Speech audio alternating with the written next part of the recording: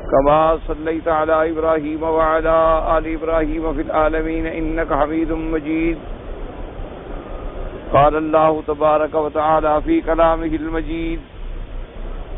أعوذ بالله من الشيطان الرجيم. بسم الله الرحمن الرحيم.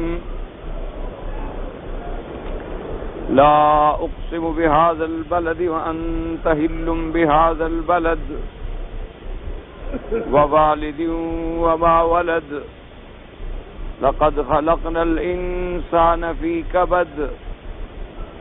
أيحسب أن لن يقدر عليه أحد يقول أهلكت مالا لبدا أيحسب أن لم يره أحد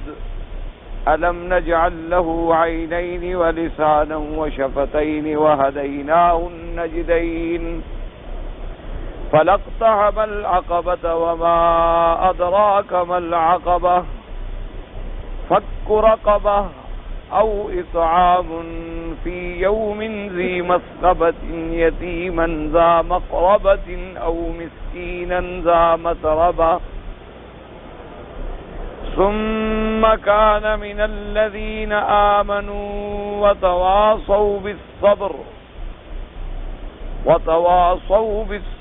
وتواصوا بالمرحمة أولئك أصحاب الميمنة الذين كفروا بآياتنا هم أصحاب المشأمة علیہم نار مؤصدہ۔ سورۃ البلد میں اللہ تبارک و تعالی نے ابتدائے سورت میں 3 چیزوں کی قسم کھائی تھی۔ ایک قسم کھائی میرے اللہ پاک نے البلد یعنی مکہ مکرمہ کی، اور دوسری قسم کھائی تھی والد وما ولد آدم علیہ السلام اور ان کی اولاد کی۔ اور ان 3 قسموں کے بعد جو مقسم علیہ تھا یا جواب قسم تھا، جس کے بارے میں اللہ نے ارشاد فرما دیا کہ لقد خلقنا الانسان فی کبد، کہ تحقیق ہم نے انسان کو بنایا ہے مشقت میں۔ اور اس مشقت کے بارے میں بھی مختصراً حضرت سیدنا ابن عباس رضی اللہ تعالی عنہ کا قول مبارک ہے کہ انسان ابتدائے اول سے لے کر آخر تک ایک مشقت ہی مشقت میں ہے، کہ پہلے انسان ایک نطفے کی شکل میں ہوتا ہے، پھر اسے علقہ بنایا جاتا ہے، پھر اسے مضغہ بنایا جاتا ہے، پھر اس کی ہڈیوں پہ گوشت چڑھایا جاتا ہے، پھر اس میں نفخ روح ہوتی ہے، پھر 9 مہینے کی مدت وہ ماں کے بطن میں اندھیروں میں قید ہوتا ہے، اور منتصباً مستقیماً ایسے سیدھا کھڑا ہوتا ہے، یعنی ماں کے پیٹ میں بھی بچہ لیٹا ہوا نہیں بلکہ کھڑا رہتا۔ اور پھر ولادت کی مشقت، ولادت کے بعد اس کے بچپنے کی مشقت کہ اب بول نہیں سکتا، مانگ نہیں سکتا، اپنے دکھ درد کو بتلا نہیں سکتا، پھر آہستہ آہستہ چلنا سیکھتا ہے، کبھی گر جاتا ہے، کبھی ٹھوکر لگتی ہے، پھر اس مشقت سے گزرنے کے بعد جوانی آتی ہے، تو پھر جوانی کے اندر طوفان ہوتے ہیں، اس کے سامنے خیر کی قوتیں بھی ہیں اور شر کی قوتیں بھی ہیں، اس کے سامنے اچھائیاں بھی ہیں اور برائیاں بھی ہیں، اور اس کے اندر قوات جو اللہ نے رکھی ہیں وہ مختلف ہیں۔ پھر ان قوتوں کا آپس میں ٹکراؤ ہے، شیطان وسوسہ ڈال کے گمراہ کرنا چاہتا ہے، اور اللہ کے فرشتے اور علماء حق اس کو سیدھے راستے پہ لانا چاہتے ہیں۔ پھر اس مشقت سے گزرنے کے بعد بڑھاپے کی مشقت ہے، پھر بڑھاپے کی مشقت کے بعد سکرات موت کی مشقت ہے، پھر سکرات موت کی اتنی عظیم مشقت ہے کہ جیسے بعض علماء نے لکھا ہے کہ اگر 70,000 تلوار کی دھار ایک آدمی کی گردن پہ آہستہ آہستہ ماری جائے تو جتنی اس سے تکلیف ہوتی ہے اتنی ہی سکرات کی تکلیف ہوتی ہے۔ جائے کہ اللہ آسان فرما دے، اللہ تبارک و تعالی سہل فرما دے، پھر اس مشقت سے گزرتا ہے، پھر آ کر قبر میں قید ہو جاتا ہے، پھر عالم برزخ میں پورا قید ہے جب تک کہ عالم آخرت نہ آ جائے۔ پھر عالم قبر سے نکلنے کے بعد جب کھڑا ہوگا تو پھر جناب اسی طرح کھڑا ہے جیسے پیدا ہوا تھا۔ اس کے بعد اسے چلا کے میدان محشر میں لے جایا جائے گا، کوئی جس ملک میں بھی ہے وہاں سے چلے گا اور میدان حشر شام میں پہنچے گا، اور اس کو چلانے کے لیے بعض جگہ آگ کا انتظام ہوگا کہ آگ خود چلا رہی ہے اور سب کو ہانک رہی ہے اور میدان محشر میں لا رہی ہے۔ پھر میدان محشر میں حشر کی سختی کہ ہر آدمی کوئی پسینے میں غرق ہو گیا ہے، کوئی پسینہ گردن تک ہے، کسی کو قبر تک ہے، تو یہ گویا اس کی از اول تا آخر مشقت ہی مشقت ہے۔ تو اس مشقت کے اندر ایک سبق تھا۔ کیا مانا کہ جیسے کوئی آدمی محنت کر کے دولت کمائے، پیسہ کمائے تو خرچ کرتے ہوئے وہ سوچتا ہے، تو اللہ نے فرمایا چاہیے تو یہ تھا کہ اس مشقت بھری زندگی کو وہ عالم آخرت کی ابدی سعادت اور آرام والی زندگی سے بدلتا۔ اور آرام والی زندگی کیسے ملے گی؟ ایمان سے اور اعمال صالحہ سے، کہ وہ اللہ پر ایمان لے آتا، اللہ کی اطاعت اور فرما برداری میں زندگی گزارتا۔ لیکن اس کے مقابلے پہ غافل انسان کا یہ عالم ہے کہ اتنی بڑی مشقتوں سے نکلنے کے بعد بھی اس کا خیال یہ ہے کہ اَيَحْسَبُ أَن لَّن يَقْدِرَ عَلَيْهِ أَحَدٌ، وہ گمان کرتا ہے کہ مجھ پر کسی کا کوئی زور نہیں چل سکتا، میں جو چاہوں کروں، میری مرضی ہے۔ اور فرمایا اَيَحْسَبُ أَن لَّمْ يَرَهُ أَحَدٌ، اور گمان کرتا ہے مجھے کوئی دیکھنے والا نہیں، یعنی میں کسی کی نگرانی میں نہیں، میں کسی کی نظر میں نہیں، مجھے کوئی دیکھنے والا نہیں جو میرے اعمال کا حساب لے گا۔ اللہ نے فرمایا اگر وہ اپنے وجود میں بھی غور کر لیتا، الم نجعل له عینین، کیا ہم نے اس کو دو آنکھیں نہیں دی ہیں؟ تو یہ دو آنکھیں جو اس کو ہم نے دی ہیں، اس سے وہ دیکھ سکتا ہے، تو آنکھیں دینے والا جو ہے اس کے آگے کوئی چیز چھپی ہوئی ہے؟ فرمایا الم نجعل له عینین ولسانا وشفتین، ہم نے اس کو بولنے والی زبان دی، پھر ان کو بند کرنے کے لیے ہم نے ہونٹ دیے کہ اس کے جمال کا ذریعہ بھی بنے، اور برائی سے زبان کو روکنا چاہے تو بند کرنے کی قوت بھی ہم نے دے دی۔ یہاں بولنے کی قوت دی، وہاں بند کرنے کی بھی قوت دی، یہاں دیکھنے کی قوت دی، وہاں آنکھوں کو بند کرنے کی بھی قوت دی۔ اسی سے سمجھ لیں کہ تقدیر یہ نہیں کہ بلا وجہ کسی کو عذاب میں ڈالے، بلکہ اللہ ہر کسی کو ایک طاقت دیتے ہیں، اختیار دیتے ہیں۔ اب اگر اس نے کعبۃ اللہ پہ نظر ڈالی تو ثواب دیں گے، غیر محرم پہ نظر ڈالی تو عذاب دیں گے، کیونکہ چاہتا تو غیر محرم کو دیکھ کے نظر اپنی بند کر لیتا۔ اس کو جیسے دیکھنے کی طاقت دی تھی، بند کرنے کی بھی طاقت دی تھی، جیسے زبان کو بولنے کی طاقت دی تھی، ہونٹ بھی دیے تھے کہ جب چاہو زبان کو تالے لگا لو۔ تو اگر وہ بری بات سے زبان کو روک لیتا، اللہ کے ذکر پہ زبان کو کھول دیتا تو کامیاب ہو جاتا۔ تو اس لیے فرمایا الم نجعل له عینین ولسانا وشفتین۔ اب ایک سوال ہوتا تھا کہ جی پتہ نہیں اس کو بولنے کی قوت تو ہے، دیکھنے کی قوت تو ہے، لیکن خیر کا اور شر کا پتہ نہیں۔ فرمایا وَهَدَيْنَاهُ النَّجْدَيْنِ، ہم نے اس کو دونوں راستے بتلا دیے، بھلائی والا بھی برائی والا بھی۔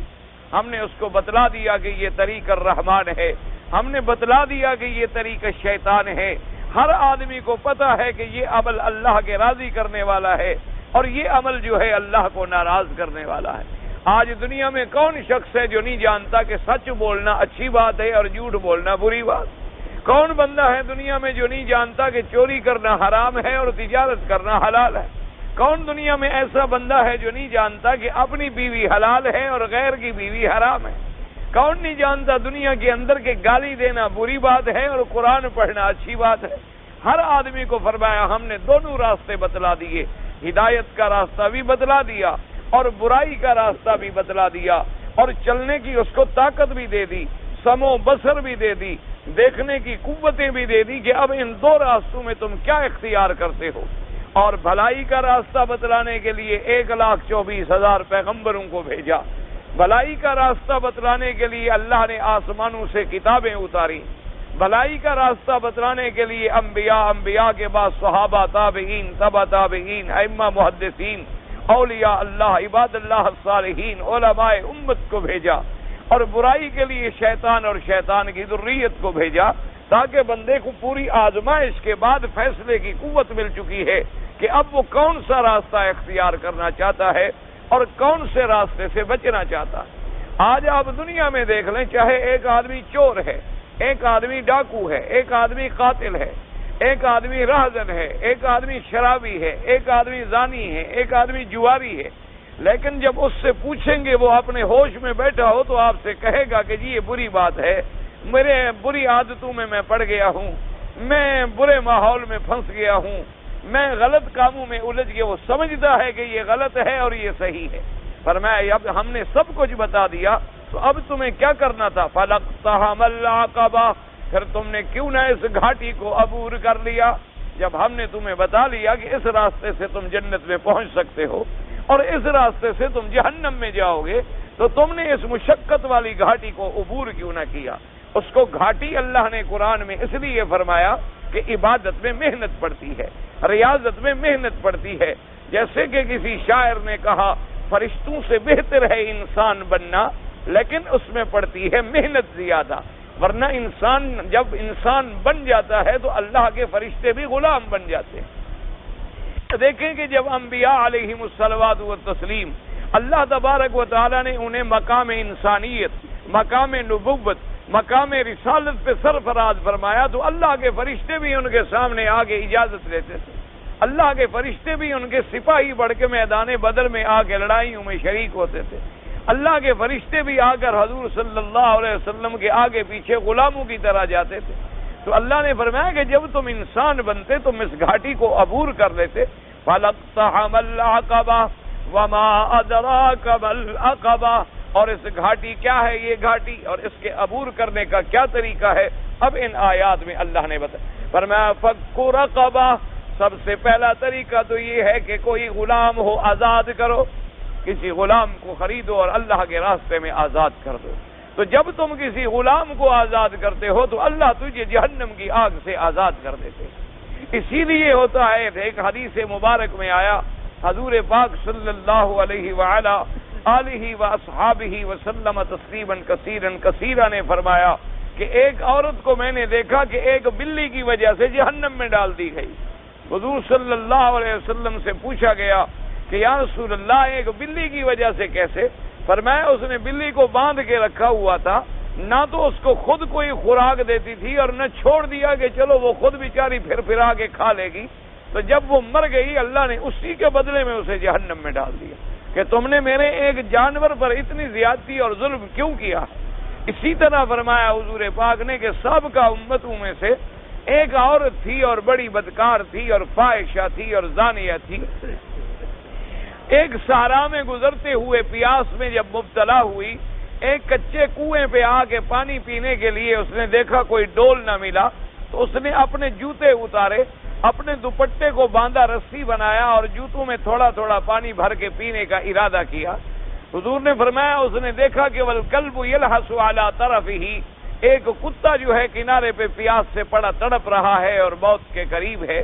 تو اس عورت نے اپنا پانی پینا چھوڑ کے پہلے کتے کے منہ میں پانی ڈال دیا اور اس کے بعد خود پانی پیا۔ تو اللہ نے حکم دے دیا کہ تم نے ایک میری مخلوق ہے، کتا صحیح لیکن میری مخلوق ہے، تم نے اس پہ رحم کیا ہے تو ہم نے تجھ پر رحم کر دیا۔ تو اس لیے جب آدمی کسی کی زندگی کو بچاتا ہے، جب آدمی ایک انسان کی زندگی کو بچا لے، ایک انسان کو غلامی سے نکال کر آزادی میں پہنچا دے، ایک آدمی کو مملوک ہونے کے بعد حریت کا سبق پڑھا دے اور اس کو آزاد کر دے، تو فرمایا سب سے پہلی چیز تھی فک رقبہ، کہ تم غلام کو آزاد کرو۔ لفظ فک آ گیا عتق کے بجائے، عتق کہتی ہے پورے کے پورے غلام کو آزاد کرنا، اور فک کا معنی ہوتا ہے کھولنا، یعنی اس کو غلامی سے چھڑانے میں تم نے مدد کی ہے۔ یعنی ایک آدمی غلام کی قیمت تھی مثلاً 10 لاکھ یا 1 لاکھ، تو اب 1 لاکھ تم نہیں دے سکے لیکن تم نے 10,000 دے دیے، تو گویا اس کے تم نے کھلانے کے اندر کو شرکت کی ہے اور مدد کی ہے۔ فرمایا اگر پورا بھی نہ چھوڑ سکتا ہو کوئی آدمی، اس لیے ایک حدیث پاک میں آتا ہے کہ جو آدمی کسی غلام کو چھڑاتا ہے اللہ تبارک و تعالیٰ قیامت کے دن اس کے لیے نور پیدا فرمائیں گے کہ جیسے تم نے اس کو قید سے چھڑایا ہے، آج ہم تمہیں اندھاروں کی قید سے نکال کے نور ایمان کی روشنی میں کھڑا کر رہے۔ فرمایا فک رقبہ او اطعام فی یوم ذی مسغبہ، اور فرمایا اس گھاٹی کو عبور کرنے کا دوسرا راستہ یہ تھا کہ غریبوں کو کھانا کھلانا، غریب کو کھانا کھلانا، کیونکہ سب سے بڑا صدقہ اور افضل صدقہ جو ہے وہ پانی پلانا ہے اور کھانا کھلانا۔ اس لیے ایک آدمی نے حضور پاک صلی اللہ علیہ وآلہ آلہ واصحابہ وسلم تسلیما کثیرا کثیرا سے سوال پوچھا۔ اس نے آ کے عرض کیا کہ یا رسول اللہ دلنی علی عمل یدخلنی الجنۃ، مجھے آپ کوئی ایسا عمل بتلا دیں جو مجھے جنت میں پہنچا دے۔ حضور نے فرمایا کہ یاد رکھو افشاء السلام، دنیا میں سلام کثرت سے کیا کرو، السلام علیکم، ایک دوسرے پہ سلامتی کی دعائیں کیا کرو، اور صرف جب تم زبان سے سلام پھیلاؤ گے مانا دنیا میں سلامتی اور امن کے پرچار کرو، دنیا کے اندر سلامتی کے پیغامبر بن جاؤ۔ اس لیے قاعدہ ہوتا ہے کہ جب آدمی کسی کے لیے سلام کہتا ہے اور اس کے بعد جواب میں وہ وعلیکم السلام ورحمۃ اللہ وبرکاتہ کہتا ہے، حضور نے فرمایا 30 نیکیاں پھر اس کے پلے میں لکھ دی جاتی ہے، اور اللہ تبارک و تعالی اپنے اس بندے سے خوش ہوتے۔ حتیٰ کہ ایک حدیث مبارک میں آتا ہے، حضور نے فرمایا کہ کسی اپنے دوست مسلمان کو مل کے اس کے سامنے مسکرا دینا کہ السلام علیکم، کیا حال ہے، خیریت ہے، فرمایا اللہ فرماتے ہیں میرے بندے کو صدقے کا ثواب دے دو۔ گویا کہ اس نے خیرات کی ہے، ایک مسلمان کے دل کو خوش کیا ہے اور اس کو اچھے اخلاق سے پیش آیا ہے تو اس کو بھی صدقے کا ثواب دیا جاتا ہے۔ اور اسی طرح حضور نے فرمایا افش السلام، فرمایا سلام زیادہ پھیلاؤ، اور اس کے بعد حضور نے فرمایا اطعم الطعام، اور غریبوں کو کھانا کھلاؤ۔ یہ نہیں ہے کہ جو اللہ تمہیں توفیق عطا فرمائے، کسی کو اللہ نے زیادہ توفیق عطا فرمائی ہے وہ زیادہ کھلائے، کسی کو اللہ نے 2 کھجوریں دینے کی توفیق عطا فرمائی ہے وہ 2 کھجوریں کسی کو کھلا دے۔ آپ صحابہ کی زندگی پڑھ کے دیکھیں کہ سیدنا علی رضی اللہ تعالی عنہ، حضرت علی کرم اللہ وجہہ، ایک دن آپ جا کر باغ میں مشقت فرماتے رہے اور پانی کھینچ کھینچ کے باغ والے کے کھجوروں کو پلاتے رہے۔ یعنی اس زمانے میں کنویں جو ہیں بڑے گہرے ہوتے تھے اور بڑے بڑے لمبے رسے ہوتے تھے اور بڑے ڈول ہوتے تھے، تو لوگ جو ہیں وہ اپنے کندھوں میں رسہ پھنسا کے چلتے رہتے تھے، دور جاتے تھے اور پھر وہ ڈول باہر آتا تھا۔ تو اس طرح آپ نے مشقت کر کے پانی پلاتے رہے اور اس نے کچھ کھجوریں آپ کو دی۔ راستے میں مسکین نے سوال کیا تو آپ نے وہی عطا فرما دی۔ تو اس لیے حکم ہے کہ جو تمہاری توفیق ہے، یہ ضروری نہیں ہوتا کہ آدمی دیگیں پکا کے کھلائے، یہ ضروری نہیں ہوتا کہ آدمی اعلیٰ سے اعلیٰ کھانے کھلائے، جو اللہ نے اس کو توفیق بخشی ہے۔ اگر کسی کو کھانا ہی نہیں کھلا سکتا، پانی کا گلاس ہی پلا دے، تو فرمایا اطعام الطعام جو ہے یہ بڑی اللہ کی طرف سے رحمت ہے، اور اللہ تبارک و تعالیٰ کی طرف سے اس پر ایسے انعام ہوتے ہیں کہ اللہ اس کو جہنم کے عذاب سے بچا لیتے ہیں۔ اسی لیے قرآن مقدس نے دوسرے مقام پہ ارشاد فرمایا وَيُطْعِمُونَ الطَّعَامَ عَلَىٰ حُبِّهِ مِسْكِينًا وَيَتِيمًا وَأَسِيرًا، فرمایا میرے مومن بندے جو ہیں باوجود ضرورت کے وہ کھانا کھلاتے ہیں، مسکینوں کو کھلاتے ہیں، یتیموں کو کھلاتے ہیں اور قیدیوں کو کھلاتے ہیں، کیونکہ قیدی بھی بیچارہ قید میں ہے اور اس کا بھی جی چاہتا ہے کہ میں کوئی اچھا کھانا کھا لوں، اس کا بھی جی چاہتا ہے کہ مجھے ایک دن تو کوئی اچھی غذا مل جائے، تو یہ انتظام کر کے قیدیوں کو کھلا رہا ہے، چاہے وہ مجرم ہے، چاہے وہ قیدی ہے لیکن انسان ہے، اس کے انسانیت کے حقوق جو ہیں وہ اسلام نے کبھی ختم نہیں کیے ہیں، باقی اس کو اس کے جرم کی سزا ملے گی لیکن اس کی انسانیت کا پورا حفاظت اور تحفظ کیا جائے گا۔ فرمایا یتیموں کو کھلاتے ہیں، مسکینوں کو کھلاتے ہیں اور قیدیوں کو کھلاتے ہیں، اور دوسرا کھلانے کے ساتھ یہ بھی ضروری ہے انما نطعمکم لوجہ اللہ، اور ساتھ یہ کہتے ہیں کہ ہم جو تمہیں کھلا رہے ہیں اللہ کی رضا کے لیے کھلا رہے ہیں، ہمیں کوئی بدلہ نہیں چاہیے، ہمیں کوئی ریا اور سمت اور شہرت نہیں چاہیے، کیونکہ جو عمل شہرت کے لیے کیا جائے اس عمل پہ کوئی ثواب نہیں ملتا، جو عمل ریا کے لیے کیا جائے اس پہ کوئی ثواب نہیں ملتا، جو عمل دکھلاوے کے لیے کیا جائے اس پر کوئی ثواب نہیں ملتا۔ اس لیے فرمایا فک رقبۃ او اطعام فی یوم ذی مسغبہ، یعنی کھانا کھلانا ایسے دن میں کہ جب وہ دن بھوک والا یعنی قحط کے زمانے میں، ایک تو کھانا کھلانا بڑا ثواب ہے لیکن اگر کوئی کھانا اس زمانے میں کھلائے جب قحط پڑا ہوا ہے، گندم ملتا نہیں، کھانے کو کوئی چیز مل نہیں رہی، لیکن وہ بیچارہ اٹھ اٹھ کے تقسیم کر رہا ہے اور کھلا رہا ہے، اور اپنی ضرورتوں کو چھوڑ کے دوسروں کو ترجیح دے رہا ہے. اور یہ مقام ملا تھا اصحاب رسول اللہ کو صلی اللہ علیہ وسلم رضوان اللہ علیہم اجمعین. ایک واقعہ آتا ہے، ایک صحابی کہتے ہیں کہ جنگ کا میدان تھا، جنگ جب ختم ہو گئی تو میں اپنے رشتہ دار کو ڈھونڈ رہا تھا کہ خدا جانے وہ زخمی ہو گیا، خدا جانے وہ شہید ہو گیا. فرماتی ہیں لاشیں میدان میں پڑی ہوئی ہیں، میں اپنے رشتہ دار کو ڈھونڈتے ڈھونڈتے اس کے قریب گیا تو اس نے کہا الماء، کہ بھئی کوئی ہے جو مجھے پانی کا گھونٹ پلا دے. صحابی فرماتی ہیں کہ میری چھاگل میں پانی تھا، میں نے جلدی سے چھاگل اتاری کہ اس کو پانی پلاؤں تو ساتھ والے ایک زخمی نے کہا کہ الماء، تو اس نے مجھے اشارہ کیا کہ مجھے چھوڑو، پہلے اس کو پانی پلا. یعنی اس وقت جب جان لبوں پر ہے، اس وقت جب سکرات کا عالم ہے، اس وقت جب آدمی کو خود ایک گھونٹ پانی کی ضرورت ہے، اپنی جان کی پرواہ نہیں کی، کہا میرا دوسرے بھائی کو پانی پہنچ جائے. وہ کہتی ہیں میں جلدی دوڑا، اس کے پاس پہنچا تو تیسرے نے پانی مانگ لیا. اس نے اشارہ کیا کہ فوراً اس کے بعد جاؤ، میرا فکر نہ کرو. اس کے بعد میں تیسرے پہ پہنچا، پھر چوتھے نے مانگ لیا، پھر پانچویں نے مانگ لیا، پھر ساتویں نے مانگ لیا. جب میں ساتویں پہ پہنچا تو وہ شہید ہوا. پھر میں چھٹے پہ لوٹا تو اس کی سانس بھی نکل چکی تھی. 7 کے 7 آدمی شہید ہو گئے، پانی کا گھونٹ کسی کو نہیں ملا. لیکن ہر آدمی نے اپنی زندگی پر دوسرے کو ترجیح دی، اپنی زندگی پر دوسرے کے خیالات کو مقدم رکھا. اسی کا نام ایمان اور اسی کا نام اسلام ہے. یہ خیرات نہیں ہوتی مثال کے طور پر کہ گھر میں کوئی چیز زیادہ ہو گئی تو اچھا چلو جی یہ غریب کو دے دو، یا گھر میں کوئی چیز بیکار ہو گئی، اچھا جی اٹھاؤ یار یہ اب گندی ہو گئی، اب میرے پہننے کے قابل تو نہیں ہے، اب کسی مسکین کو دے دو. یا گھر کے اندر کوئی ایسی چیز پڑی ہے، یا کبھی دکھانے کے لیے اچھا جی رجب شریف کا مہینہ آ گیا ہے، معراج کی رات ہم خیرات کر کے دکھلا دیں گے. تو یہ ساری چیزیں جو ہیں ان کا اسلام سے کوئی تعلق نہیں، کیونکہ اگر معراج کی رات میں کوئی خیرات ہوتی تو سب سے پہلے معراج مناتا سیدنا ابی بکر، جو پہلا گواہ ہے معراج محمد مصطفیٰ صلی اللہ علیہ وعلی آلہ وسلم. ہم نے تو 1400 سال کے بعد حدیثوں میں معراج پڑھا، ہم نے 1400 سال کے بعد قرآن پاک میں معراج پڑھا، اور سیدنا ابی بکر رضی اللہ تعالی عنہ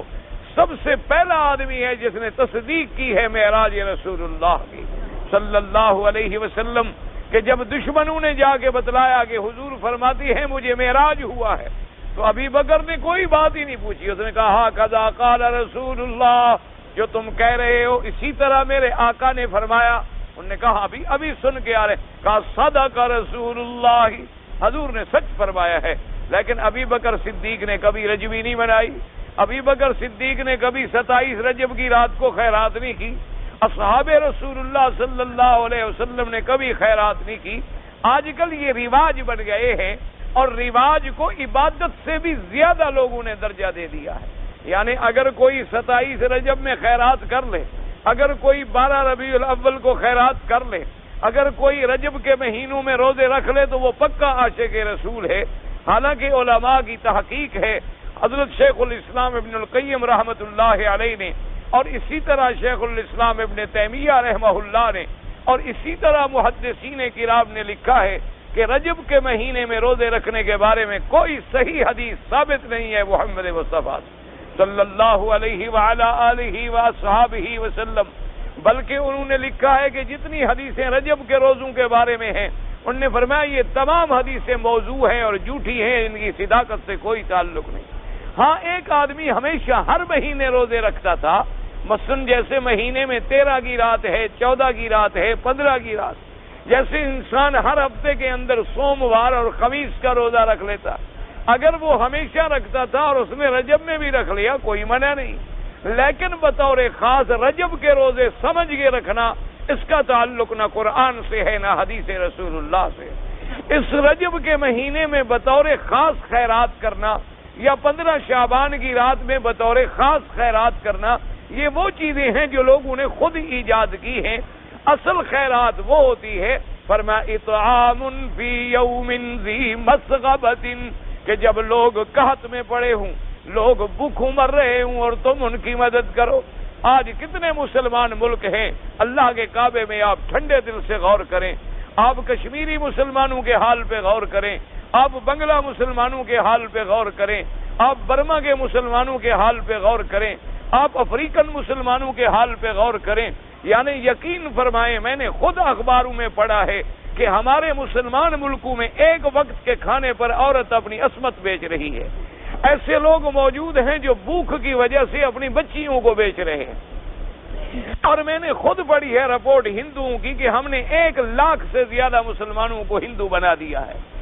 اور وجہ کیا تھی کہ کھانے کو ملتا نہیں ہے، روٹی ملتی نہیں ہے، پانی ملتا نہیں ہے، اور مسلمان اپنی مستی میں ہے۔ جس کے پاس دولت ہے وہ دولت میں گم ہے، جس کے پاس نشہ اقتدار ہے وہ اقتدار میں گم ہے۔ یعنی مسلمان ایک دن میں 5 ریال کی سگریٹ جلا سکتا ہے۔ اگر ایک مسلمان یہ فیصلہ کر لیں کہ ہم صرف اپنی سگریٹ جیسی گندی چیز چھوڑ دیں گے تو کسی مسلمان ملک میں کوئی مسلمان بھوکا نہ مرے، لیکن کسی کو کسی کا درد باقی نہیں، کسی کو کسی کا احساس باقی نہیں۔ ہر انسان یہ سوچتا ہے کہ میرے گھر میں کھانا ہے، اگر ساتھ والے کو نہ ملے تو کیا ہو گیا۔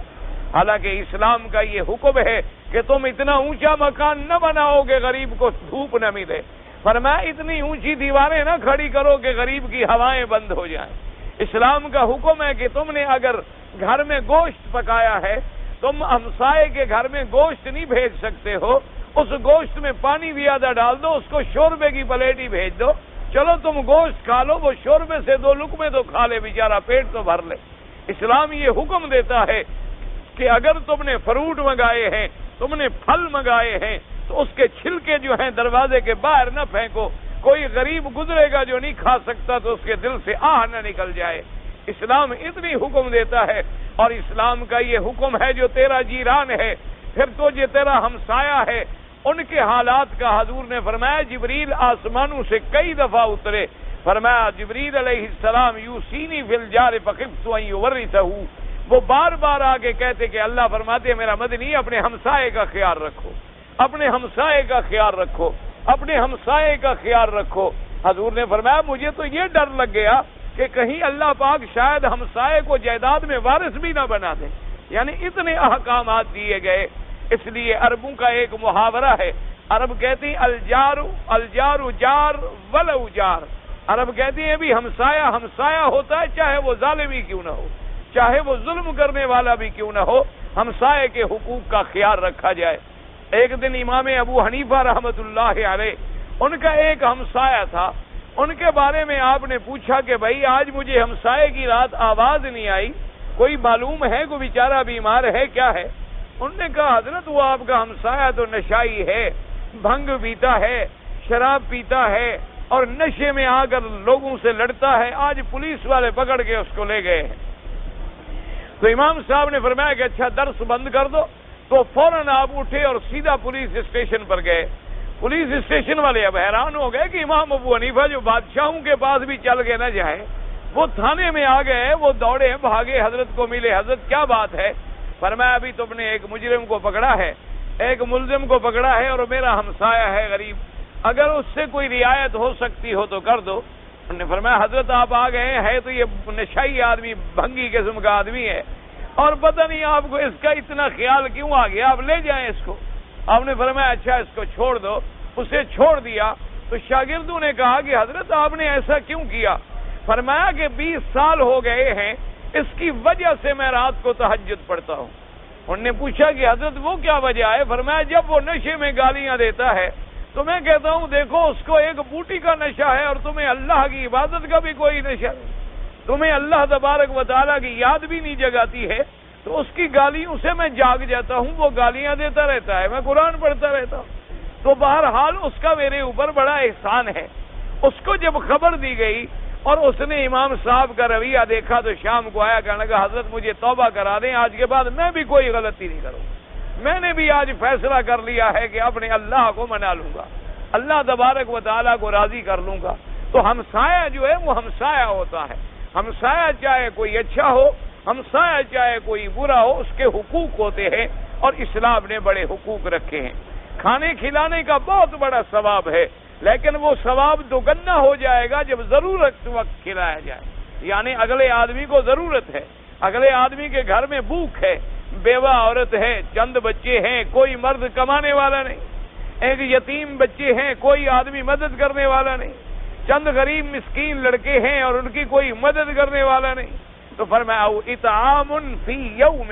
ایسے دن میں کھانا کھلانا کہ جب کھانے کی ضرورت ہو اور قید پڑا ہوا ہو، فی یوم ذی مسغبۃ، اور اسلام نے فرمایا کہ اس کھانے کا ثواب اور اگر بڑھانا ہے، یتیما ذا مقربہ، پھر کھانا کھلاؤ بھوک والی ضرورت مندوں کو، لیکن وہ اگر یتیم ہو تو اور ثواب بڑھ جائے گا۔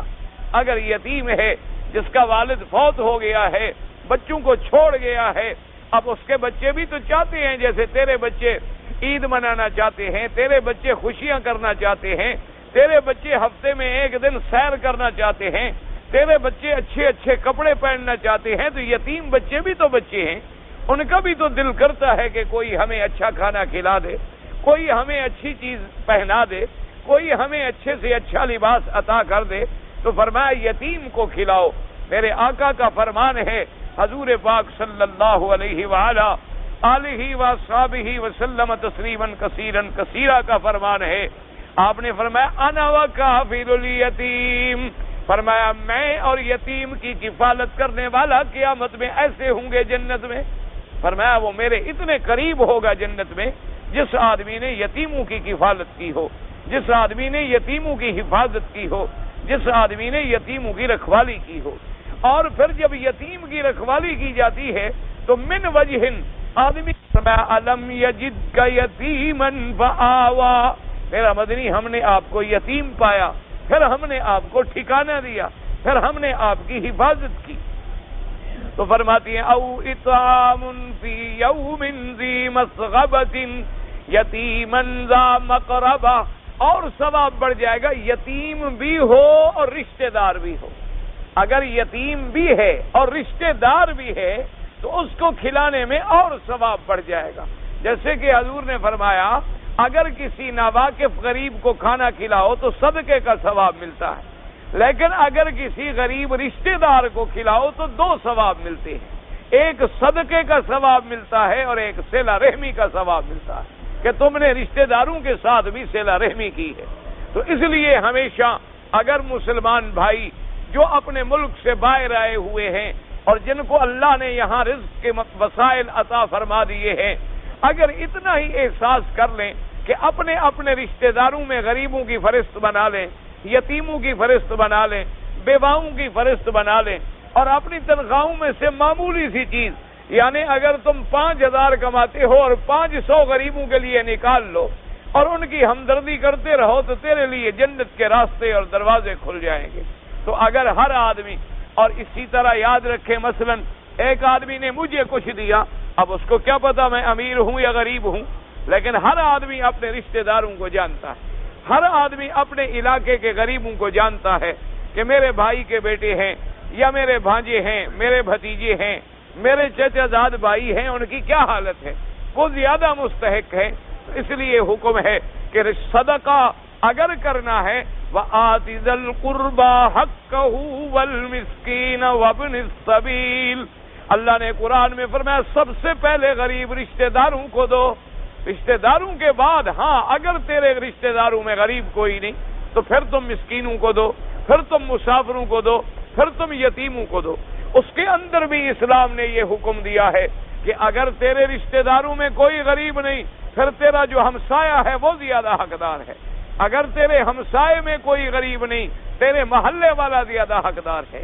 اگر تیرے محلے میں کوئی غریب نہیں تیرے شہر والا زیادہ حقدار ہے، اگر تیرے شہر میں کوئی غریب نہیں تیرے ملک والا زیادہ حقدار ہے، تاکہ ترتیب کے ساتھ خدمت ہوتی جائے۔ اور یہ جذبہ اگر مسلمانوں میں لوٹ آئے، اگر یہ جذبہ مسلمانوں میں پھر بیدار ہو جائے، آپ اندازہ فرمائیں کہ تمام جرائم ختم ہو جائیں، تمام ڈاکے مٹ جائیں، تمام نقصانات جو ہوتے ہیں یہ ختم ہو جائیں۔ کیونکہ ہمیشہ یاد رکھیں کہ جرائم کے اسباب ہوتے ہیں، جیسے نیکیوں کے اسباب ہوتے ہیں برائیوں کے بھی اسباب ہوتے ہیں، ورنہ دنیا میں کوئی آدمی قاتل بننا نہیں چاہتا، دنیا میں کوئی آدمی ڈاکو کہلانا پسند نہیں کرتا، دنیا میں کوئی شخص اپنے آپ کو چور کہلانے میں عزت محسوس نہیں کرتا۔ اس کے اسباب ہوتے ہیں، کہ جب معاشرہ اس کو نظر انداز کر دیتا ہے، معاشرہ اس پہ ظلم کرتا ہے اور وہ ظلم کی چکی میں پستے پستے مجبور ہو جاتا ہے، تو اس کے دماغ میں پھر شیطان ڈیرا ڈال کے اس کو بغاوت پہ اکساتا ہے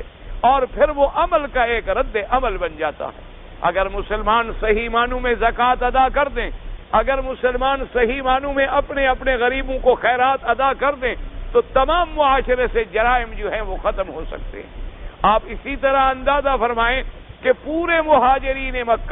مکہ سے منتقل ہوئے اور مدینہ منورہ میں چلے گئے، لیکن ایک جرم آپ کو نہیں ملے گا۔ کبھی کہیں کوئی ایک آدھا جرم ہوا بھی ہے تو اس کو ضمیر نے چین نہیں لینے دیا، آ کر اقرار کر لیا حضور کے ساتھ کہ یا رسول اللہ صلی اللہ علیہ وسلم مجھ سے غلطی ہو گئی ہے، مجھ سے گناہ ہو گیا ہے اور مجھے پاک کر دے، مجھے فوراً آپ دنیا میں سزا دے دیں، آخرت کی سزا مجھے اللہ نہ دے۔ یعنی وجہ کیا تھی کہ انصار اور مہاجرین آپس میں یوں مل گئے، آپس میں یوں گھل مل گئے کہ انصاریوں نے اپنے گھر تھے تو کہا آدھا تمہارا ہے اور آدھا ہمارا ہے، باغ تھا تو کہا باغ آدھا تمہارا ہے اور آدھا ہمارا ہے، حتیٰ کہ بعض انصار نے اتنی بڑی قربانی کے لیے بھی کہا اپنے ساتھیوں سے، مہاجروں سے، کہ تم ہمارے مہاجر بھائی ہو۔ اس نے کہا کہ دیکھو میری 2 بیویاں ہیں، ان 2 میں سے کوئی جو تمہیں پسند ہو میں طلاق دے دیتا ہوں، عدت کے بعد تم نکاح کر لو تاکہ تمہارا گھر جو ہے وہ بھی آباد ہو جائے۔ اور پھر مہاجرین نے بھی کمال کر کے دکھلا دیا، انہوں نے کہا کہ بھائی ایک رسی دے دو، ایک ہمیں کلہاڑی دے دو، ہم بازار سے جنگلوں سے لکڑیاں کاٹ کے بیچیں گے، تمہارے اوپر بوجھ نہیں بنیں گے، ہم تمہارے لیے بوجھ بننے کے لیے نہیں آئے، تم بھی ہمارے بھائی ہو، تم نے ہمیں گھر دیا ہے، ہمیں ٹھکانہ دیا ہے، ہمیں جگہ دی ہے، ہمیں ٹھہرنے کے لیے تم نے اپنے سینے سے لگا لیا ہے۔ اب اس کا تقاضا یہ تو نہیں ہے کہ ہم تمہارے اوپر بوجھ بن کے بیٹھ جائیں، ہم بھی محنت کریں گے اور محنت کر کے لاتے اور کہتے اس کے تم مالک ہو، جہاں چاہو خرچ کرو، کیونکہ میں تو تمہارے گھر میں ٹھہرا ہوا ہوں، میں تو بڑے آرام میں ہوں اور مفت میں کھا رہا ہوں۔ اسلام ایک ایسا معاشرہ ڈھالنا چاہتا ہے،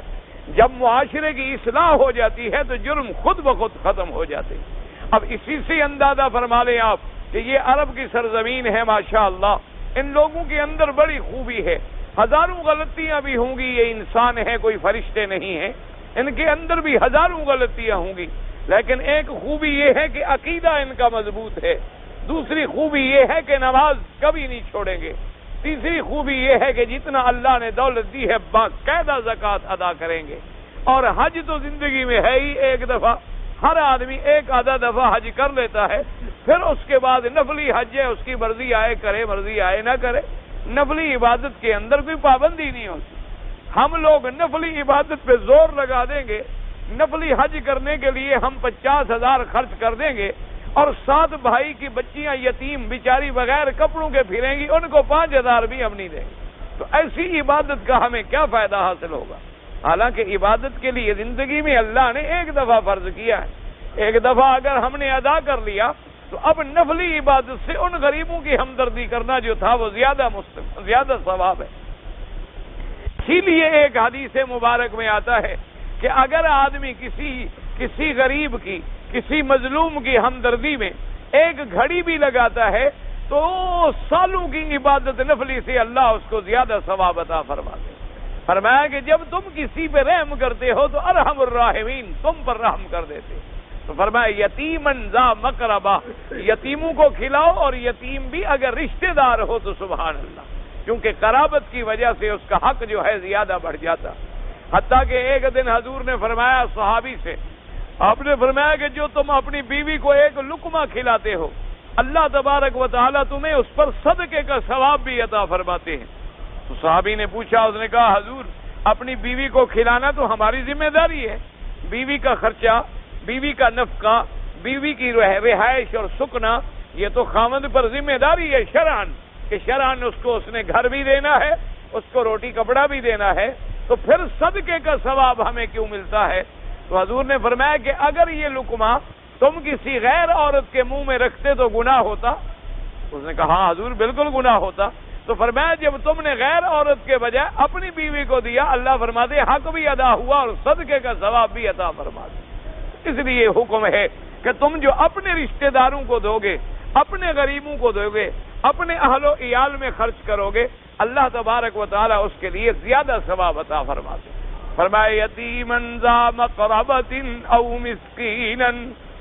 مسکینا ذا متربہ. فرمایا مسکین، ایسا مسکین جو مٹی میں ملنے والا. کیا مانا؟ اتنا عاجز ہو گیا ہے غریب کہ وہ مزدوری نہیں کر سکتا، اتنی عاجز ہو گیا ہے، معذور ہو گیا، اتنی عاجز ہو گیا کہ مٹی پہ پڑ گیا، یعنی مٹی سے اٹھ کے چلنے پھرنے کی طاقت بھی نہیں رکھتا. فرمایا ایسے مسکینوں کی مدد کرو، ایسے مسکینوں کی مدد کرو. ایسے لوگوں کی مدد نہ کرو جو بالکل کاروباری ہیں، ایسے لوگوں کی مدد نہ کرو جنہوں نے بھیک مانگنے کو ایک فیشن بنا لیا ہے، ایسے لوگوں کی مدد نہ کرو جنہوں نے چندے کو کاروبار بنا لیا ہے، ایسے لوگوں کی مدد نہ کرو جن کی زندگی ہی بھیک مانگنے میں گزر جاتی ہے. یہ لوگ ان کو تو نہ دینے میں ثواب ہوتا ہے، کیونکہ یہ لوگ زیادہ سے زیادہ پھر عادی ہو جاتے ہیں. فرمایا اپنے خیرات اور صدقے کو وہاں خرچ کرو، دیکھو کہ مسکین ہے اور ذا متربۃ، مٹی والا. کیا مانا کہ مٹی پہ پڑ گیا ہے، عاجز ہو گیا ہے، چلنے کے قابل نہیں رہا ہے، فاقے کی وجہ سے غریب اٹھ بھی نہیں سکتا، گویا کہ زمین پر پڑ گیا ہے. ایسے مسکین کی مدد کرو. فرمایا اطعام فی یوم ذی مسغبۃ یتیما ذا مقربہ او مسکینا ذا متربہ. تو یاد رکھیں کتنی چیزیں، فک رقبہ ایک چیز، اطعام یوم کھانا کھلانا. اب یہ تو پھر کھانا کس کس کو کھلایا جائے؟ مثلا یتیم ذا مقربہ، مسکینا ذا متربہ، ان کو کھلایا جائے. فرمایا ثم کان من الذین آمنوا وتواصوا بالصبر وتواصوا بالمرحمہ. اور ان سب چیزوں کے بعد اصل بات یہ ہے کہ وہ ایمان والا ہو. اگر ایمان نہ ہو تو پھر صدقے کا کیا فائدہ؟ اگر ایمان نہ ہو تو پھر خیرات کا کیا فائدہ؟ اگر ایمان نہ ہو تو پھر اعمال صالحہ کا کیا فائدہ؟ اصل فائدہ اعمال صالحہ کا تب ملے گا جب ایمان ہو. اگر ایمان کی دولت نہ ہو تو پھر جو دنیا میں ہم اچھے کام کرتے ہیں، مثلا کافر ہیں، انہوں نے مدرسے بنائے، انہوں نے کالج بنائے، انہوں نے یونیورسٹیاں بنائیں، انہوں نے بڑے بڑے پانی کے انتظامات کیے، بعض کافروں نے ہسپتالیں بنا دی خیراتی، تو ان کو اللہ دنیا میں بدلہ دے دیتے ہیں، لیکن آخرت میں ان کے لیے کوئی مقام نہیں. ان کو دنیا میں صحت مل گئی، دنیا میں اولاد مل گئی، دنیا کے اندر ان کو زیادہ سے زیادہ مال مل گیا، لیکن آخرت میں ان کے لیے کوئی بدلہ نہیں ہوتا. اس کی وجہ یہ ہے کہ بعض جاہل اعتراض کرتے ہیں کہ دیکھو جی جب اس نے اچھا کام کیا ہے تو اس کو بدلہ بھی ملنا چاہیے. تو حضور پاک نے ایک جواب کے اندر سارا مسئلہ حل فرما دیا. حضور پاک کی خدمت میں بی بی عائشہ صدیقہ رضی اللہ تعالی عنہا و ارضا، آپ کی زوجہ مطہرہ نے ایک دن پوچھا، اس نے کہا حضور فلاں آدمی جو قریش میں گزرا ہے تھا تو کافر، تھا تو مشرک، لیکن تھا بڑا سخی، بڑے لوگوں کو کھانے کھلاتا تھا، غلاموں کو چھڑاتا تھا، اور بڑے بڑے مصیبت زدہ لوگوں کی امداد کرتا تھا. اس کو اس کا آخرت میں کوئی فائدہ تھوڑا بہت ملے گا؟ حضور نے فرمایا کہ بالکل نہیں ملے گا، کیونکہ جب اس کا آخرت پر ایمان ہی نہیں تھا تو پھر آخرت میں فائدے ملنے کا سوال ہی پیدا نہیں ہوتا. جب وہ آخرت کو مانتا ہی نہیں، جب وہ اللہ تبارک و تعالیٰ کے جزا اور سزا کا قائل ہی نہیں، جب اس کے نزدیک جنت اور جہنم کا کوئی فلسفہ ہی نہیں، تو پھر ایسے بندے کو خدا کی وہاں بدلہ دے. وہاں تو بدلہ اسی کو ملے گا جس کا ایمان بھی ہو، جس کا اللہ پر ایمان ہو، اللہ کے رسولوں پر ایمان ہو، اللہ کی کتابوں پر ایمان ہو، موت اور اس کے بعد حیات پر ایمان ہو، آخرت اور حشر اور نشر اور جنت اور جہنم پر ایمان ہو. تو جس نے ساری زندگی ربنا آتنا فی الدنیا کہا ہے تو اللہ نے بھی اس کو صرف دنیا میں دیا ہے. لیکن جب مومن کہتا ہے ربنا آتنا فی الدنیا حسنۃ وفی الآخرۃ حسنۃ وقنا عذاب النار، کہ اے رب ہمیں دنیا میں بھی بھلائیاں عطا فرما اور ہمیں آخرت میں بھی بھلائیاں عطا فرما. تو جس پہ ایمان ہوگا وہی بدلہ ملے گا، ایمان ہی نہ ہو تو بدلہ کیوں ملے؟ اس لیے فرمایا ثم کان من الذین آمنوا. اس کے بعد شرط یہ ہے کہ، لیکن یاد رکھو ثم ہے نا بعد میں، یہ نہیں کہ پہلے خیرات کرے صدقہ کرے پھر ایمان لے آئے. حالانکہ ایمان تو پہلے ہوتا ہے، ایمان اول ہوتا ہے اور اعمال بعد میں ہوتے. اگر ایمان ہی نہ ہو تو پھر اعمال کی تو کوئی حیثیت ہی نہیں ہے. لیکن یہاں ذکر کیا گیا ایمان کو بعد میں اور اعمال کو مقدم ذکر کیا گیا تاکہ اعمال کی اہمیت کا اندازہ ہو کہ اگر عمل اچھے نہ ہوں تو گویا ایمان ہے ہی نہیں، کیونکہ ایمان کے بعد اگر کوئی ترتب ہی نہیں ہو رہا، ایمان کے اثرات ہمارے اوپر نظر ہی نہیں آ رہے، تو پھر صرف ایمان زبان کا نام تو نہیں ہے، یا صرف ایمان دل میں سوچنے کا نام تو نہیں ہے۔ ایمان تو نام اسی کا ہے کہ دل میں تصدیق ہو، زبان پہ اقرار ہو، اور پورے بدن سے، ارکان سے، جوارے سے اس کی تصدیق ہو۔ اس لیے فرمایا ثم کان من الذین آمنوا، ثم تراخی کے لیے ہوتا ہے، لیکن یہاں اصطلاح علماء میں کہتے ہیں ثم رتبی، یعنی یہ رتبہ بیان کیا جا رہا ہے، یہ آگے پیچھے کا مرتبہ نہیں، صرف مرتبہ بیان ہو رہا ہے، نمبر نہیں بیان ہو ایک۔ اور بعض علماء نے اس کا ایک اور بڑا پیارا جواب دیا، انہوں نے فرمایا ثم کان من الذین آمنوا، اللہ فرماتی ہیں یہ سارے کام بھی کرے لیکن اس کے بعد ایمان پہ موت بھی آئے، یعنی موت بھی ایمان پہ آئے۔ اس لیے ایمان کا ذکر آخر میں کیا گیا، کیونکہ جب تک موت ایمان پہ نہیں ہوگی تو کوئی نتیجہ نہیں نکلے گا۔ انما الاعمال بالخواتیم،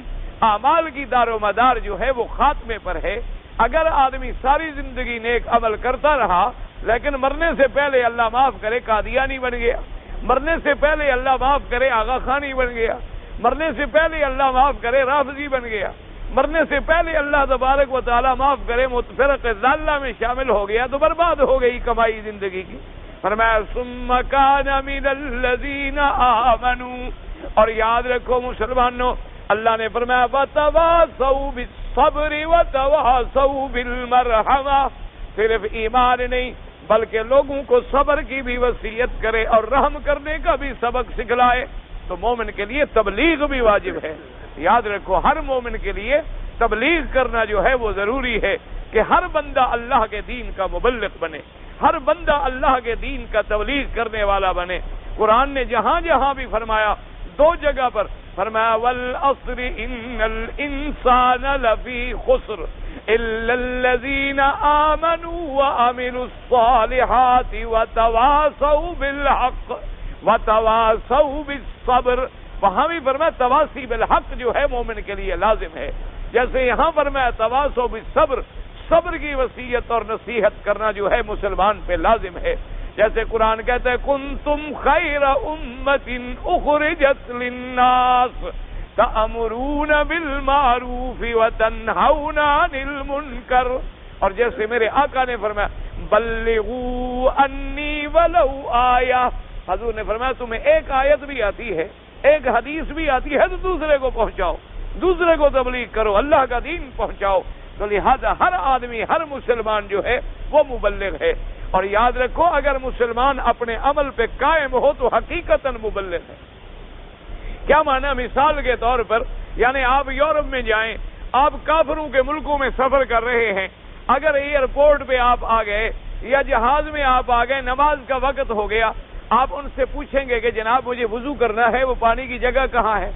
تو وہ پوچھیں گے جی وضو پتہ نہیں کیا ہوتا ہے، اب وہ وضو کو دیکھ رہا ہے۔ آپ پھر اس سے پوچھیں گے کہ جی میں نے نماز پڑھنی ہے، مجھے قبلہ بتلائیں، قبلہ کدھر ہے؟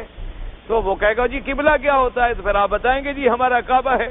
اچھا وہ کہے گا ٹھہرو یار میں کسی اور سے پوچھتا ہوں، میں تو مسلمان ہوں نہیں، مجھے تو کعبے کا کوئی پتہ نہیں۔ وہ جناب دوڑے گا اور آدمی ڈھونڈے گا بھی کوئی ہے کہ قبلہ بتا دے، بیچارہ ہے کوئی کہتا ہے میں نے نماز پڑھنی ہے۔ پھر وہ نماز پڑھتے ہوئے دیکھ رہا ہے اور ہر آدمی کی نظریں پڑ رہی ہیں کہ کیا ہے، آخر ہاتھ باندھے کھڑے ہیں، کبھی جھک جاتے ہیں، کبھی مٹی پہ پڑ جاتے ہیں، کبھی اٹھ کے بیٹھ جاتے ہیں، آخر یہ کیا کر رہے ہیں؟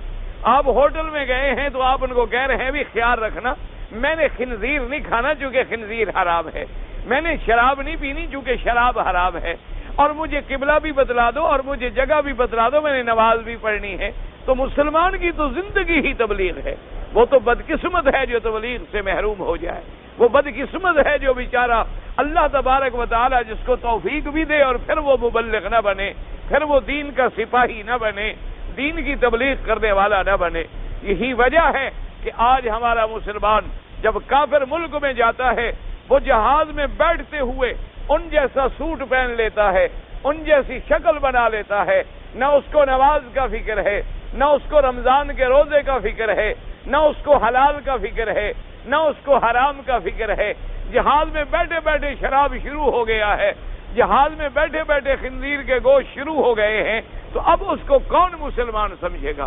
اب اس کی کس زندگی سے کوئی سبق لے گا؟ بلکہ اگر لوگوں کو پتہ بھی چل جائے گا پوچھنے سے یا پاسپورٹ کھول کر پڑھنے سے کہ یہ مسلمان ہے تو کہیں گے اچھا ہم تو سنتے تھے مسلمان بڑے اچھے ہوتے ہیں، یار یہ تو ہماری طرح ہے، ان میں اور ہم میں کیا فرق ہے؟ یہ تو ہماری طرح ہے، دیکھو کھاتا بھی ہماری طرح ہے، پیتا بھی ہماری طرح ہے، پہنتا بھی ہماری طرح ہے، ڈانس بھی ہماری طرح کرتا ہے، ہر برے کام میں ہم سے 4 قدم اور آگے ہیں، تو فرق کیا پڑ گیا مسلمان کہلائے یا عیسائی کہلائے؟ فرق کیا پڑ گیا مسلمان کہلائے یا یہودی کہلائے؟ فرق کیا پڑ جائے گا مسلمان کہلائے یا ہندو کہلائے؟ یعنی آپ یقین کریں، آپ باہر جائیں، یعنی یقین کر لیں آپ، میں اللہ کے کعبے میں آپ کو ذمہ داری سے کہتا ہوں، کیونکہ ہمیں باہر جانے کے مواقع ملتے ہیں، سفر کرنے کے مواقع ملتے ہیں، ہم دیکھتے ہیں، یقین فرمائیں کوئی پتہ نہیں لگے گا آپ کو کہ یہ ہندو ہے، کوئی پتہ نہیں لگے گا آپ کو کہ یہ مسلمان ہے، کوئی پتہ نہیں لگے گا آپ کو کہ یہ عیسائی ہے، کیونکہ تینوں کا سوٹ ایک جیسا ہے، لباس ایک جیسا ہے، گفتگو ایک جیسی ہے، سگریٹ پکڑنے کا انداز ایک جیسا ہے، بالوں کا انداز ایک جیسا ہے، شراب کا جام ایک جیسا ہے، سور کھانے میں ایک جیسے ہیں، حرام کھانے میں ایک جیسے ہیں، جوا کھیلنے میں ایک جیسے ہیں، سود کھانے میں ایک جیسے ہیں، جھوٹ بولنے میں ایک جیسے ہیں، نہ دین کا ان کو پتا ہے نہ دین کا ان کو پتا ہے، تو اس لیے اب کیا فیصلہ کریں گے ہم کہ یہ مسلمان ہے؟ ورنہ آپ اندازہ فرمائیں کہ حضور کے زمانے میں سین جسے آپ چین کہتے ہیں، اس زمانے میں 7 صحابہ وہاں پہنچے ہیں، 7 صحابہ کی وجہ سے آج بھی اللہ کا فضل ہے کہ لاکھوں مسلمان وہاں موجود ہیں، یعنی جہاں جہاں صحابہ گئے، جہاں جہاں عرب تاجر گئے، وہاں ملک کے ملک مسلمان ہو گئے، جہاں کوئی عرب کا اللہ کا عالم پہنچا ہے، ملکوں کے ملک اس نے مسلمان کر ڈالے ہیں۔ آپ سارے بزرگوں کی زندگی پہ نظر ڈالیں، معین الدین اجمیری رحمۃ اللہ علیہ کی زندگی پہ نظر ڈالیں، اسی طرح عبد القادر رحمۃ اللہ علیہ کی زندگی پہ نظر ڈالیں، نظام الدین اولیاء رحمۃ اللہ علیہ کی زندگی پہ نظر ڈالیں، علی حجویری رحمۃ اللہ علیہ کی زندگی پہ نظر ڈالیں، کیا ان کے نام آپ کو بتاتے ہیں؟ وہ آپ کے ملک کے تھے، یہ سارے لوگ عرب سے گئے تھے، اور وہاں جا کے ایک ایک بندہ گیا اور 99 لاکھ مسلمان کر ڈالا، اور آج ہم ہزاروں مسلمان جاتے ہیں جو پہلے مسلمان ہیں ان کو بھی کافر بنا کے واپس آ جاتے ہیں، یعنی ان کے دل میں جو تھوڑا بہت اسلام کا جذبہ ہوتا ہے وہ ہمارے عمل کو دیکھ کر مر جاتا ہے اور ختم ہو جاتا ہے۔ اس لیے فرمایا ثم كان من الذين آمنوا وتواصوا بالصبر وتواصوا بالمرحمہ، صبر کی بھی تلقین۔ صبر کیا مانا؟ مصیبت پہ صبر کرنا۔ صبر کیا مانا؟ گناہوں سے اپنے آپ کو روکنا، یہ بھی صبر ہے۔ نیکی پہ جمے رہنا، یہ بھی صبر ہے۔ تو یہ وصیت کریں گناہوں سے بچو اور نیکی پہ جمو، اور کوئی مصیبت آ جائے تو یا کیا کہنا؟ انا للہ وانا الیہ راجعون، اور فرمایا وتواصوا بالمرحمہ۔ صرف صبر نہیں، دوسروں کو رحم کا سبق بھی سکھاؤ کہ بھئی اپنے سے کمزور پہ رحم کرو، اپنے سے کمزور کے ساتھ مہربانی کا معاملہ کرو۔ من رحم رحم، اللہ نے فرمایا جو زمین پہ رحم کر دے میں عرش پہ رحم کر دیتا ہوں، فرمایا جو زمین پہ رحم کرے آسمانوں والا اس پہ رحم فرما دیتا، اس لیے فرمایا وتواصوا بالمرحمہ۔ یہ فرمانے کے بعد اب وہی تقسیم آ گئی جو پہلی صورتوں میں آپ پڑھ چکے۔ فرمایا یہ صفتوں والے، ایمان والے، خیرات والے، تبلیغ والے، یہ کون ہوں گے؟ اولئک اصحاب المیمنہ، فرمایا یہ قیامت میں یہی تو ہوں گے داہنے والے، یہی تو ہوں گے اصحاب الیمین، یہی تو ہوں گے اصحاب المیمنہ، یہی تو ہوں گے جنت والے۔ والذین کفروا بآیاتنا هم اصحاب المشأمہ، اور فرمایا جنہوں نے کفر کیا میری آیات کے ساتھ وہی ہوں گے بائیں والے، وہی ہوں گے جہنم والے۔ علیہم نار مؤصدہ، اور ان پہ ہوگی آگ، اور آگ مؤصدہ مانا بند۔ کیا مانا؟ یعنی کافروں کو جہنم میں دھکیلنے کے بعد پہلے تو عذاب کے انواع ہوتے رہیں گے، جب سارے فیصلے ہو گئے مسلمان جنتوں میں چلے گئے، اللہ حکم دیں گے فرشتوں کو کہ اب جہنم کے دروازے اوپر سے بند کر دو، ہمیشہ اب یہ جہنم میں رہیں گے، اب ان کو نکلنے کا بھی کوئی راستہ نہیں ملے گا۔ تو اللہ تبارک و تعالی نے دونوں راستے ہمارے لیے واضح کر دیے، خیر کا بھی واضح کر دیا اور شر کا بھی واضح کر دیا۔ دعا کریں کہ اللہ تبارک و تعالی ہمیں خیر کے رستوں پہ چلنے کی توفیق دے، اور اللہ تبارک و تعالی ہمیں شر کے راستوں سے بچا لے۔ کہتا ہے جی اگر میں جہاد پہ جانا چاہتا ہوں لیکن مجھے ماں باپ روکتے ہیں، تو ماں باپ اگر روکیں تو جہاد پہ نہ جاؤ، کیونکہ جب تک جہاد فرض عین نہ بن جائے، ابھی تک جہاد جیسے جہاد افغانستان ہے یا جہاد کشمیر ہے، ابھی فرض کفایہ کے حکم میں ہے۔ فرض کفایہ کے لیے ضروری ہے کہ والدین اجازت دیں، اگر والدین اجازت نہ دیں تو پھر والدین کی خدمت کرنا جو ہے وہی جہاد ہے۔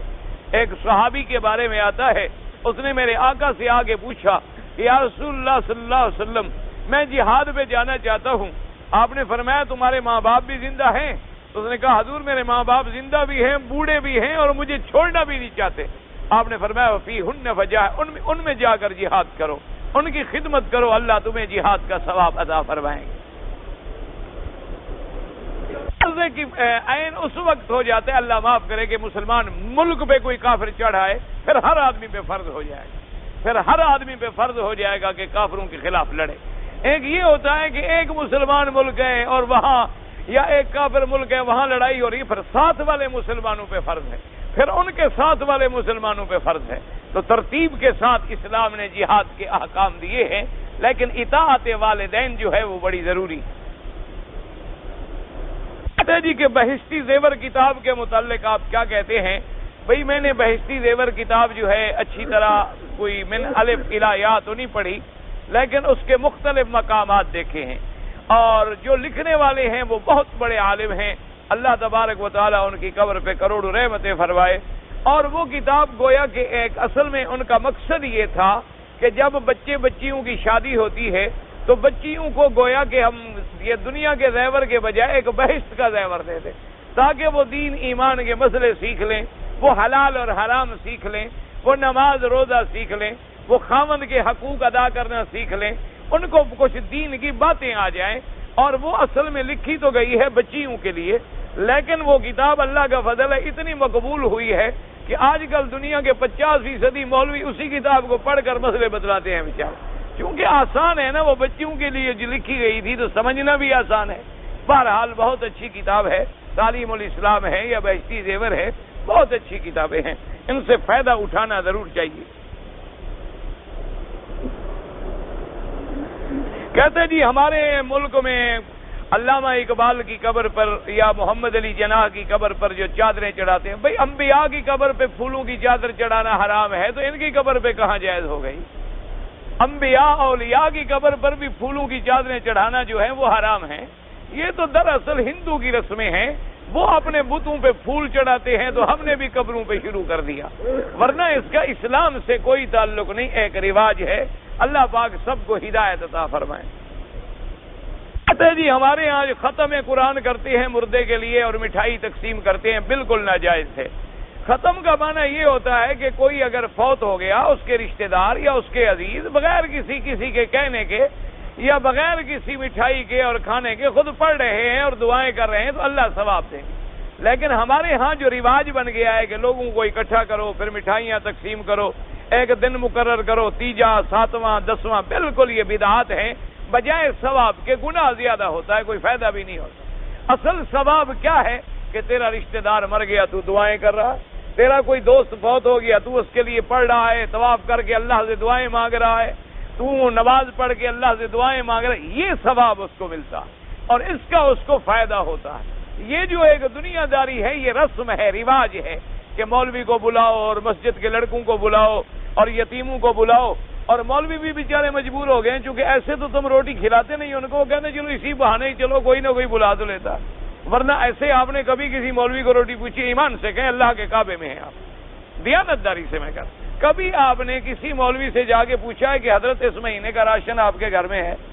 تو جب آپ نے نہیں پوچھا تو مولوی بھی تو بندہ ہے نا، اس کو بھی تو پیٹ لگا ہوا ہے، فرشتہ تو ہے نہیں، اس کے بھی بیوی ہیں، بچے ہیں، ضروریات ہیں۔ اس نے کہا کہ چلو یہ میری خبر گیری نہیں کرتے تو میں ان کا مال بھی خرچ کراؤں گا اور ملے گا بھی آگے سزا،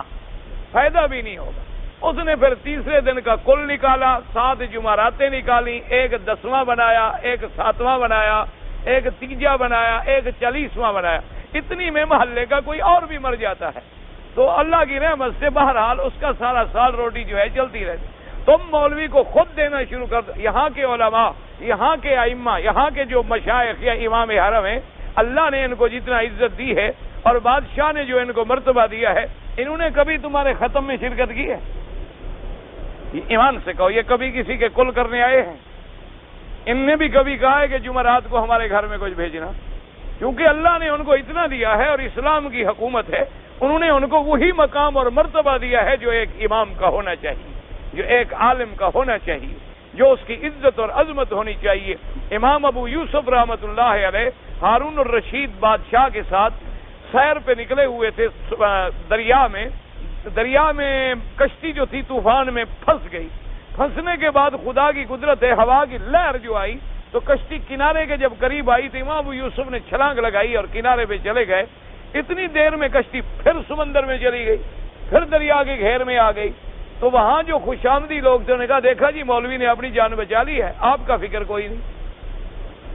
خیر بادشاہ بھی نکل آیا، اسے بڑا غصہ ہے، اس نے امام ابو یوسف کو بلایا اور کہا جی عجیب بات ہے، آخر ہم مرتے تو سارے ہی مر جاتے نا، ڈوبتے تو سارے ڈوب جاتے اور بچتے تو سارے بچ جاتے، آپ کو اپنی زندگی زیادہ عزیز تھی۔ انہوں نے فرمایا ہاں تم مر جاؤ، تمہاری کرسی پہ تیرا بیٹا بیٹھ جائے گا، میری کرسی پہ کون بیٹھے گا؟ تم ایک اور ابو یوسف پیدا کر دو تو میں ابھی تمہارے ساتھ چھلانگ لگانے پہ تیار ہوں۔ عالم تو مشکل سے لاکھوں میں ایک بنتا ہے، ہر باپ بیٹا اس کا وارث خود بخود بن جاتا ہے، لیکن عالم بننا تو آسان نہیں ہوتا۔ تو جب علماء کو ہم عزت نہیں دیں گے تو علماء بھی مسئلے بنائیں گے۔ یہ اقتصادی مسئلہ ہے، اس کا اسلام سے کوئی تعلق۔ آپ اپنے عالم کو محلے میں ہیں، آپ محلے والے اس کو بے غم کر دیں کسی بات سے، اگر وہ یہ بدعت کرے تو مجھے گالیاں دیں، جو مرضی ہے، جتنا گالیاں مجھے میری طرف سے آپ کو اجازت ہے۔ یہ مسئلہ کوئی نہیں ہے، تیجا ساتواں سب بدعت ہیں۔ اتحیات پر اشہد اللہ الہ الا اللہ انگلی ہلانا سنت ہے۔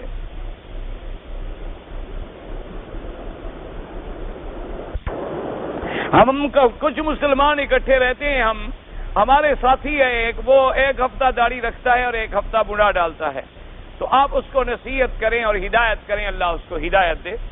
داڑھی کا منڈانا جو ہے یہ مخالفت ہے محمد الرسول اللہ صلی اللہ علیہ وسلم، حضور کے فرمان کی مخالفت ہے اور حضور کے چہرے سے نفرت کی علامت ہے۔ اگر تمہیں حضور کا دیکھو نا جی، دنیا میں تمہیں ایک دوست پیارا لگتا ہے، تم اسی جیسے کپڑے بنواتے ہو، اسی جیسی شکل بناتے ہو، اسی جیسی بات کرتے ہو، اور اگر تمہیں حضور سے پیار ہوتا تو حضور کی بھی تو سیرت اور صورت اختیار کرتے۔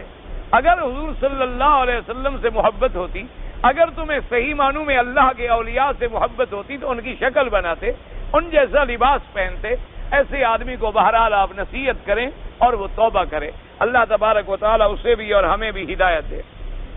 ہاں اگر صلاۃ الحاجہ پڑھوں تو رکوع کے بعد بھی دعا کر سکتا ہوں، کر سکتے ہیں، نفلی نماز ہے نا، نفلی نماز میں سب جائز ہوتا ہے۔